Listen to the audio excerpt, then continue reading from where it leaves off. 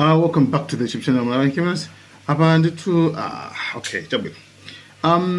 Zulu former president, a president akale, a president opuma, Dr. Lazarus Chakwera.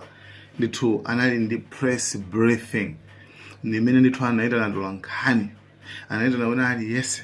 Ndipo if it not busy ntu kuyangana kudige kuti munthu amene nditu ayankhula kuti chani afuna aduze kuti chani komano unfortunately zomvesa chisoni kwambiri sadly ndikupeza pana kuti munthu uja akatisanzika kuti apita ku Tanzania, like really, like for real.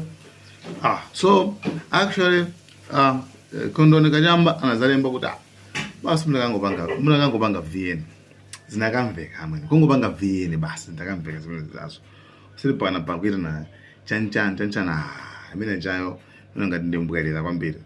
Komanso pali munthu mkulu wina wake amene amachita kuti James Ayuba amene ndi lawyer choyambira ndi lawyer ndithu wa amene ndithu amene asichipa ndi MCP nthawi imene yoyo 2019 2020 maloya amene komanso munthu amene ndithu iyayi ndi munthu die hard ndithu wachipani cha MCP. Die hard tikama die hard likazocha ujonono wachipani cha MCP koma out of nowhere anangosintha masinthidwe kuti ine ndi basi president uyu ndi wolephera ndipo akumunena kuti ndi wolephera utsogolo wake ndi wolephera komano sikuti iye izi zinangoyamba yayi komano akuti pambiri lapo anali munthu mmodzi amene amalangiza a president Chakwera kuti akule pafunika ABCD komano a Chakwera ndithu sadamvere chifukwa komano pali fundo ina yake imene ogwiza nayo kwambiri chifukwa fundo imene yonso inachitika ku Russia nthawi ina yake. Russia inkafuna kumanga njanje and nthawi imene yoyo kalekale imene kwambiri muzaka ma 80s meneko ma 70s ingafuna kumanga njanje koma analibe ndrama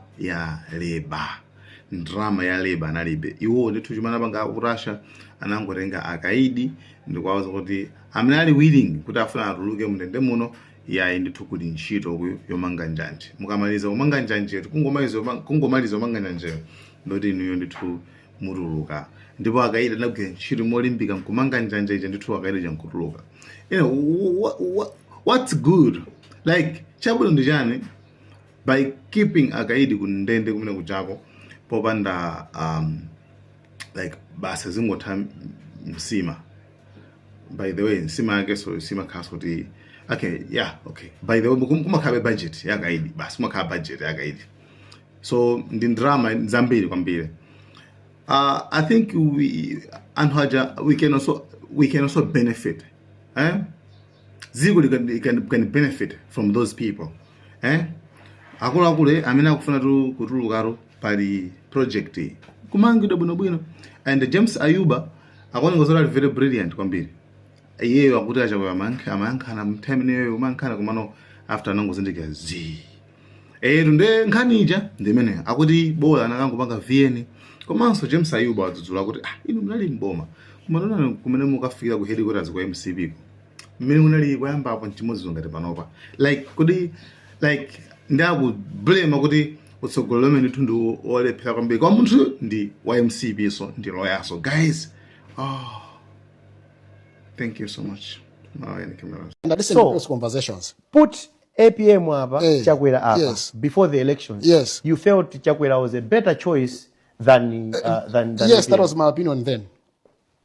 Obviously, that was my opinion. And siningabira sokudari, that was my opinion. So, apa tivomereze zavuta mwaluza ndipo simukuendeza soboma. Inuyo mkanzo wanu. Ine boma sinende tsebo. Ngati chipani. Inali wa kuchipani, oseri wa mboma. Ngati chipani. Kwa MCP unali magulu awiri. Akuchipani ndi amboma. Inali wa kuchipani. Mwatija? Akuchipani MCP sinalo emboma ngasemadzi wazi chipani. Ana wamboma nda Chakwera.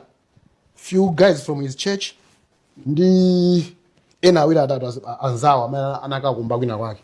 Kuba MCP sinalo emboma. Izizo nthaza kuzana. Inde mwamba kundisokoneza. Muvesese meno kambiramo. MCP sinalo emboma. Ine ndimakhulupirira kuti inalowa ngati chipani. Nope. Supported by the party structures of the party. Munapita ku convention. Papepala inalowa. koma muzoyendesa boma mzochitika MCP sinalowe boma ndi mwayi omawunikira kuti ine chipani ndimachikonda ndaona ndimene ndavutikira chipanichi maganizo anga apati kulakwitsa munali ndi mwayi onena zingati zimenezo kunena kuti zikafike kumene zimenera kufika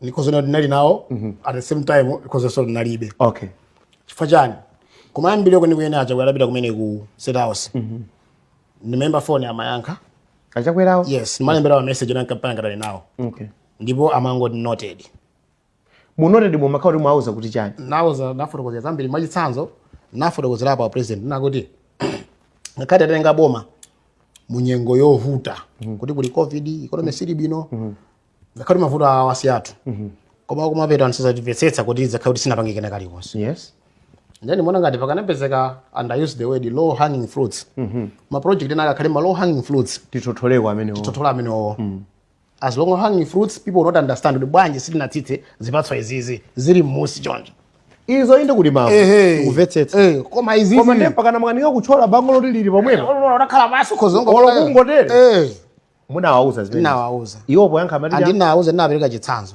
kuti Mombela University ndiyo Nchilwa International Airport ku North tifunise futi zitati ziyambike ngati sizimalizika anthu aziona ti wafrance semwena zonoti maproject akuteka mablogo akuteka andi nawauza kunena kuti njira ina imene mungapangize zimwe zangu ndiyoti musamutsa akaidi amphamvu osapite kuzimba ndi kunzuzu awo seokalapa paulesika azimayi apite ndende zakwinako kuti chani akaida amene aja azikagwira ntchito zomanga chani akatimangire airport yes akatimangire airport akatimangire university ndengati contractor wonena kuti block iyi ndi 40 billion mumuze licho sako ya leba atimangira akaidi it's 15 billion 10 akaida tani amanga ku prison uja kuli omanga makalipentala chani la kujuda kuli nali yeso and azigwero 24/7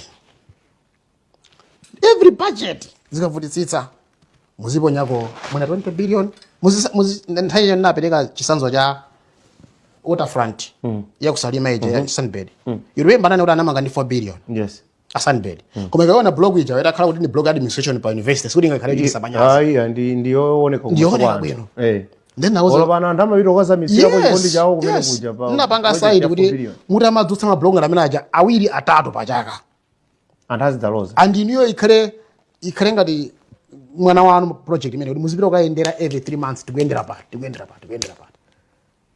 pati 24/7 kwene kuchako yambani ndi mpanda akaida cha samathawa kakugwira ntchito kuzithibulika ntchito imene kuja ikafika 2025 chifukwa vote ya kumalawi imakhala split along regions azakuvetsetsani topo apo imene tinapeza ife ya ku north azakupezetsani ndo anyamatawa maproject amene alonjeza akuluakulu akutani akuchitika okhala simnamalize zimene zozo pangani andi muyambe mwachangu ma decisions ena if you can't do in your first 3 months amavuta fantha akulowererani ziyamba kuchulukirani you lose focus brilliant idea noted background 5 years no one kwacha was assigned mu budget ku Mombela University